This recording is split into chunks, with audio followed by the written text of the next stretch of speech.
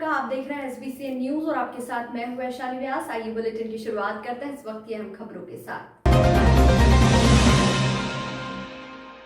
देश भर में पेट्रोल डीजल के दाम लगातार बढ़ रहे हैं। मध्य प्रदेश के मंदसौर में पावर पेट्रोल की कीमतों में उछाल मारते हुए शतक पार कर लिया है। यहां पावर पेट्रोल की कीमत 100 रुपए 53 पैसे प्रति लीटर हो गई है। वहीं नॉर्मल पेट्रोल भी 100 के आंकड़े के बेहद करीब है। पेट्रोल के इस तरह बढ़ रहे दामों के बाद आम जन की जेब का बजट और बिगड़ रहा है। ऐसे में लोगों का ये भी कहना है कि मोटरसाइकिल से अच्छा साइकिल चलाना ठीक रहेगा। दरअसल अंतर्राष्ट्रीय बाजार में कच्चे तेल की बढ़ी कीमतें और केंद्र और राज्य की सरकारों द्वारा लगाए गए टैक्स ने मध्य प्रदेश में पेट्रोल डीजल की कीमतों में भारी इजाफा किया है। प्रतिदिन ऑयल कीमतों के दाम बढ़ रहे हैं। मंदसौर में पावर पेट्रोल की कीमत 100 रुपए 53 पैसे, पेट्रोल 97 रुपए और डीजल की कीमतें 84 रुपए लीटर के पार पहुंच चुकी है। पेट्रोल डीजल के दामों में लगातार हो रही बढ़ोतरी से आमजन परेशान है। लोगों की जेब का बजट गड़बड़ा गया है। अब आमजन सरकार से पेट्रोल डीजल की कीमतों में राहत की मांग कर रहा है। मंदसौर ही नहीं, मध्य प्रदेश में लगातार पेट्रोल डीजल की कीमतों में उछाल हो रहा है। मंदसौर में शनिवार से पावर पेट्रोल में बढ़े दाम अब नॉर्मल पेट्रोल के दामों में भी बढ़ोतरी का इशारा कर रहा है। लिहाजा सरकार के सामने पेट्रोल डीजल की महंगाई जल्द बड़ी चुनौती साबित हो सकती है। पिछले एक महीने से ही रेट मतलब अंतर्राष्ट्रीय रेट जो क्रूड के बढ़ रहे हैं, उसके कारण ये पेट्रोल और डीजल दोनों के रेट बढ़ते आ रहे हैं। तो अभी पावर के जो रेट है वो 100 रुपये पार हो गए हैं। 100 रुपये 56 पैसे करीब हो गए हैं पावर के रेट। और डीजल के डीजल के भी लगभग 86 रुपये के आसपास आ गए। पेट्रोल के 96-97 रुपये के आसपास आ गए। अब जैसे जैसे अंतर्राष्ट्रीय कीमतें क्रूड ऑयल की बढ़ती जाएगी वैसे वैसे रेट बढ़ते हैं। दाम एकदम बढ़ गए हैं। 100 रुपये लीटर, मतलब आज तो बिल्कुल ही वो 100 रुपये लीटर हो गया है पेट्रोल जो पावर है। तो सरकार को इस तरफ ध्यान देना चाहिए कि जो एक टैक्स जो सेंट्रल गवर्नमेंट का जो टैक्स है वो सरकार वसूल रही है, और जो ये टैक्स है, टैक्स में कमी करने की ज़रूरत है। मतलब ऐसा लग रहा है कि अब बिल्कुल साइकिल चलाने की नौबत आ गई है कि गाड़ी छोड़ के अपने को साइकिल चलाए। मतलब सर, इस पर मध्यम वर्गीय और जो निम्न वर्गीय लोग हैं उन पर बहुत ज़्यादा प्रभाव पड़ता है इस चीज़ का। तो ये मेरी एक आपके द्वारा, ये मीडिया के लोगों के द्वारा ये एक विनती है कि आप लोग इस तरफ ध्यान आकर्षित कराते हो, बहुत बड़ी बात है। तो ये सरकार की तरफ मैसेज पहुंचाने का एक जरिया है। कम से कम सरकार इस तरफ ध्यान दे और लोगों की इस बात को, और लोगों को भी जन जागरूक होना चाहिए कि भाई एक लोग इस तरफ ध्यान नहीं दे रहे, लेकिन एक ये खर्चा बहुत ज़्यादा पड़ता है। मतलब लोगों की जो दिनचर्या, मासिक वेतन है, उसमें बहुत प्रभाव पड़ता है इस चीज़। पेट्रोल की कीमतें निश्चित बढ़ रही है और पिछले 2-3 महीनों से तो इसमें लगातार इजाफा हो रहा है, जिससे आम आदमी जो है उसका बजट गड़बड़ा गया है। और पेट्रोल डीजल की कीमतें बढ़ने से जो दूसरे खाने पीने की जो वस्तुएं हैं उनके दाम में भी इजाफा हो रहा है, क्योंकि ट्रांसपोर्टेशन बढ़ रहा है। तो सरकार को इस पर ध्यान देना चाहिए। और ये दुनिया में ऐसी देखी जा रही है कि खबरें आ रही है कि पेट्रोल के दाम प्रति बैरल घटे हैं, लेकिन भारत में क्यों बढ़ रहे हैं, ये सरकार और आम आदमी के लिए दोनों को चिंता का विषय है। हम आपको एक ऐसी वैलेंटाइन स्टोरी दिखाते हैं जिसमें प्रधानमंत्री नरेंद्र मोदी के ट्वीट का बड़ा योगदान है। प्रधानमंत्री के ट्वीट से शुरू हुई ये लव स्टोरी अब एक कामयाब जोड़ी में बदल गई है। लड़की है श्रीलंका की हंसिनी और लड़का है मंदसौर के कुचड़ोत गांव का गोविंद प्रकाश महेश माहेश्वरी। देखिए कैसे शुरू हुआ प्रधानमंत्री नरेंद्र मोदी के ट्वीट से हाय हेलो दोस्ती प्यार और फिर शादी का सिलसिला। मंदसौर जिले के कुचड़ोत गांव के रहने वाले गोविंद प्रसाद माहेश्वरी और श्रीलंका की रहने वाली हंसिनी की लव स्टोरी प्रधानमंत्री नरेंद्र मोदी के एक ट्वीट से शुरू हुई। प्रधानमंत्री नरेंद्र मोदी के एक ट्वीट को जब मंदसौर के रहने वाले गोविंद प्रसाद माहेश्वरी ने लाइक किया, उसी समय प्रधानमंत्री मोदी के उसी ट्वीट को श्रीलंका की रहने वाली हंसिनी ने भी लाइक किया। गोविंद प्रसाद माहेश्वरी ने देखा कि हंसिनी नाम की ये कौन लड़की है जो प्रधानमंत्री नरेंद्र मोदी के ट्वीट को लाइक कर रही है।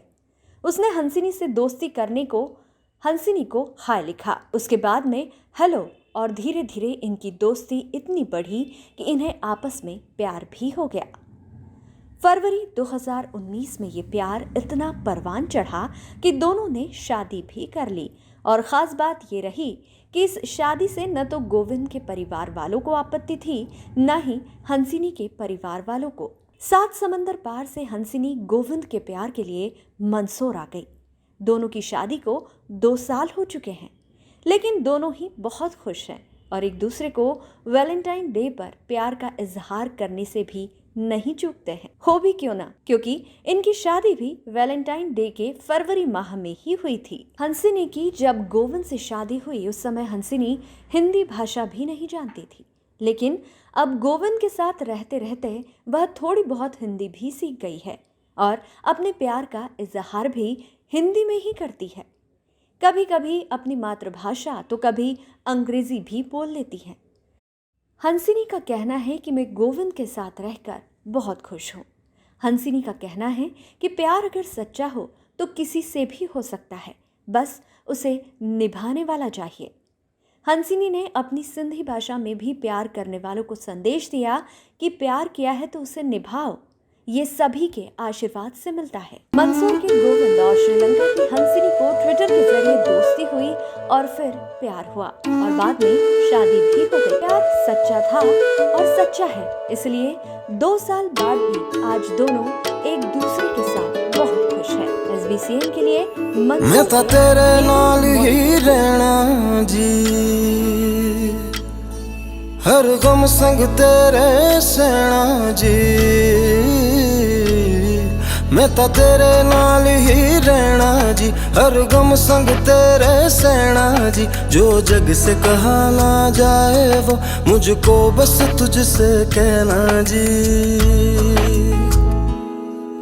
सोना सोना इतना भी कैसे तू सोना, सोना सोना इतना भी कैसे तू सोना। तेरे इश्क में जोगी होना, मैनू जोगी होना। सोना नरेंद्र मोदी जी के एक ट्वीट से हमारी लाइफ में सब कुछ चेंज हुआ है। जैसे कि हंसिनी जी से मुझे प्यार हुआ, उनको मेरे से प्यार है और 6 साल हो गए हमको और 2 साल के करीब हमारी शादी हुए को हो गए हैं और बिल्कुल अच्छी चल रही है लाइफ और सब कुछ मतलब चैलेंज भी है और जैसा नॉर्मल लोगों की लाइफ में होता है सब कुछ होता है हमारे लिए। बाकी हमारी लाइफ बहुत अच्छी चल रही है। प्यार जो है वो किस तरह से आप उसको देखते हैं, किस तरह से प्यार में ताकत है और उस ताकत के बल पे आपने प्यार को जीता है? प्यार में भी ताकत है और सच्चे प्यार में उससे ज़्यादा ताकत है। अगर आप प्यार सच्चे मन से करते हो तो आपके लिए जो काम इम्पॉसिबल होते हैं, मतलब नामुमकिन होते हैं, वो भी हो जाते हैं। हमारी लाइफ में भी बहुत सारे चैलेंजेस आते हैं कि क्या करना है क्या नहीं करना है। बहुत सारे काम ऐसे होते हैं जैसे कि हिंदी सीखना है जैसे हंसिनी को, तो वो उसके लिए चैलेंज वाला काम था। फिर भी 1 साल के अंदर कैसे करके हिंदी भी आ गई है इसको। ऐसे करके फैमिली के ट्रेडिशंस, जैसे हम इंडिया में रहते हैं तो बहुत सारे ट्रेडिशंस है और फैमिली को जॉइंट फैमिली को कैसे क्या हैंडल करना है। सब तरह के लोग होते हैं, सब तरह के हमारे पहचान वाले चाहने वाले भी होते हैं, उनको कैसे हैंडल करना है। सब कुछ करना इजी नहीं है एक तरह से देखो तो, फिर भी हंसिनी करती है तो उससे मुझे लगता है कि सच्चे प्यार में बहुत ताकत है। इस वैलेंटाइन डे पर जो प्यार करने वाले लोग हैं उनको क्या कहेंगे आप? बस यही कि प्यार करो और बिल्कुल शिद्दत से करो, सच्चाई से करो और उसको कैसे भी करके सफल बनाओ और सबको सब चीज़ों को एक्सेप्ट करके, सब चीज़ों को मैनेज करके आप आपके प्यार को सफल बनाओ। 2 साल हमारे शादी के हो गया, 2 साल। इसके पहले से भी हमारे रिलेशनशिप था। अभी तो 6 साल हो गए हमको।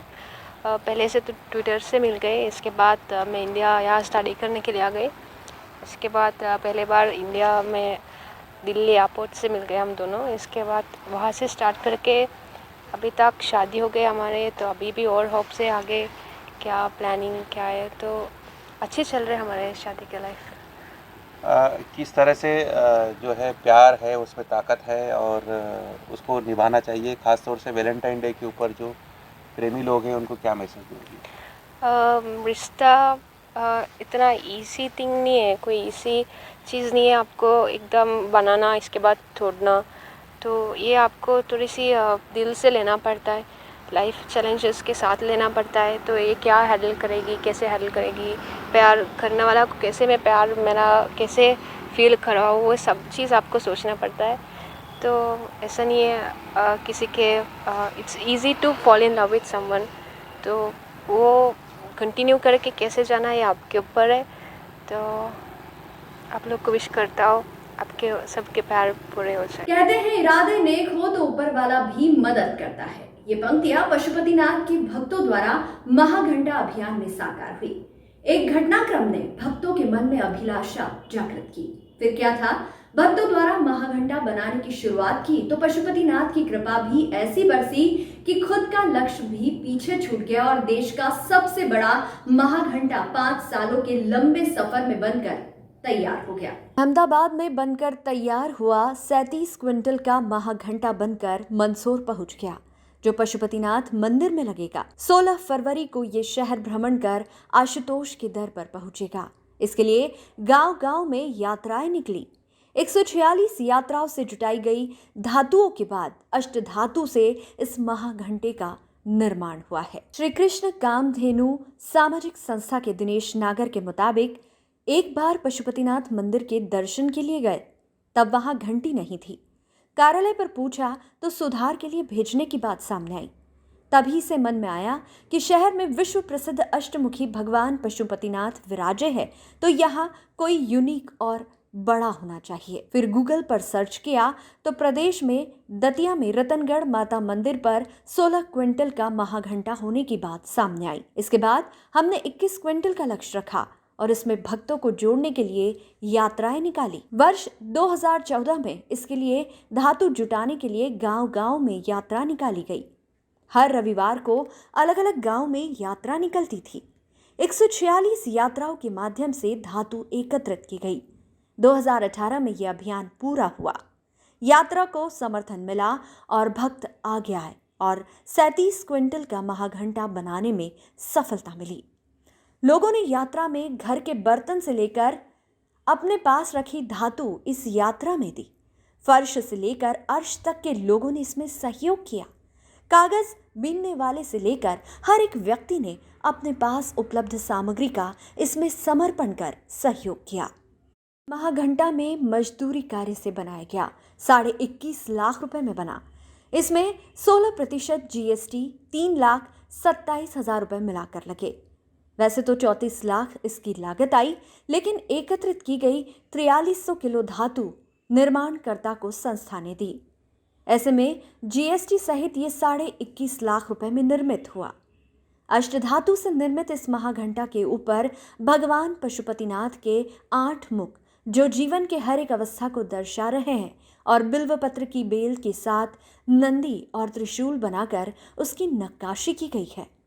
इस अभियान में भक्तों ने पूरी आस्था व समर्पण के साथ सहयोग किया।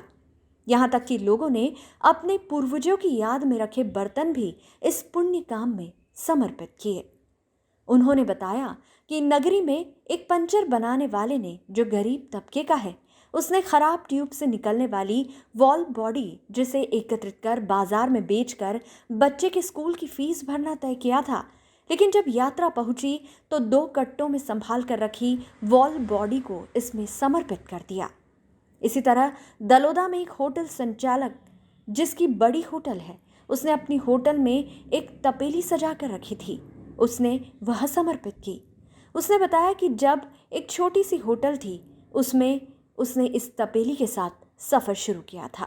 इसी कारण अब जब वह सफल हुआ तो इसे संभाल कर रखा। कई लोगों ने घरों में पूर्वजों की याद में संभाल कर रखे बर्तन भी समर्पित किए। ऐसे में अनेक वाकये इन यात्राओं के दौरान हुए। मध्य प्रदेश के मंदसौर जिले के भानपुरा थाना की भैसोदा मंडी पुलिस चौकी के ग्रामीण इलाकों में लूट की नीयत से आए कंजरों को पकड़ने पहुंची भैसोदा मंडी पुलिस और कंजरों के बीच मुठभेड़ हो गई। बताया जा रहा है कि राजस्थान की सीमा से सटे इलाकों से बाइकों पर सवार होकर करीब आधा दर्जन से अधिक कंजर प्रदेश की सीमा से लगे गांव में लूट की नीयत से आए थे।